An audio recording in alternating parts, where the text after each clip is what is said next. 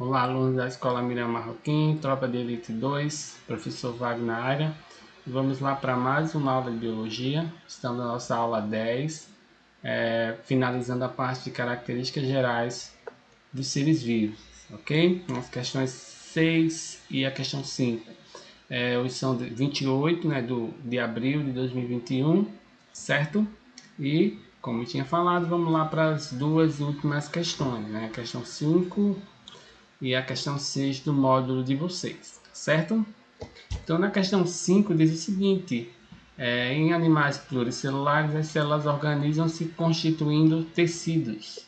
Considerando os tecidos, suas funções e as características das células que os constituem, assinale a alternativa correta, tá certo? Então, a gente está abordando aqui nesse item a questão de organização celular, focado nos grupos pluricelulares, tá certo? Então vamos analisar as alternativas e ver qual delas está correta, ok? Então nessa primeira aqui, o tecido muscular estriado esquelético é formado por células fusiformes e é responsável pelo peristaltismo, né? Então esse tipo de tecido, né, encontrado em animais, né, tem sim células fusiformes, né, células alongadas, mas ela não tem esse peristaltismo, que são movimentos involuntários, tá certo? Então, esse tecido, né, que é hoje presente no braço, perna, pescoço, são voluntários, né? Então, são movimentos que podemos executar, né? Então, por isso, essa alternativa estaria falsa. Na B, actina e miosina são células de tecido muscular. Essa actina e miosina não são células, são proteínas, tá certo? Então aqui já estaria falso. Não precisaria nem ler o resto da resposta da questão. Na C, macrófagos são células típicas de tecido conjuntivo. Isso, por enquanto, é verdadeiro.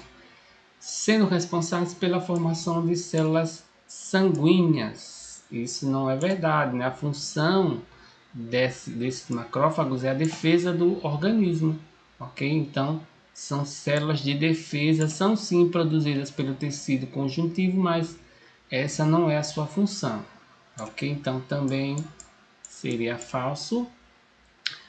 Colágeno é um tipo de célula. Opa, colágeno também não é célula. Colágeno, assim como actina e miosina, são proteínas. Ele que ajuda na questão da estrutura da pele, por exemplo. Tá certo? Então, aqui também estaria falso, porque o colágeno não é uma célula, é uma proteína. Então, só sobrou a alternativa E, que seria a resposta correta, né? Células nervosas possuem um corpo celular de onde partem dois tipos de prolongamentos e permitem aos organismos responder aos estímulos do meio. Ok? Exatamente. Então, essa seria a alternativa correta. E a última, analise as características abaixo que diferenciam os seres vivos dos brutos. Então, aqui eu tenho essas opções, né? Reprodução, mutação, organização celular, composição química e respiração.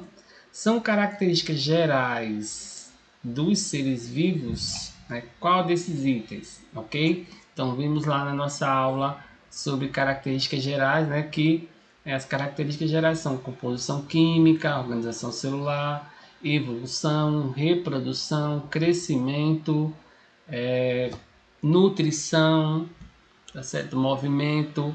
Então são algumas dessas características consideradas gerais presentes em todos os seres vivos. Então essa seria uma, essa outra característica. Ah, professor, e respiração? Nem todos os seres vivos respiram. Alguns não têm essa característica, então ela não pode ser considerada geral.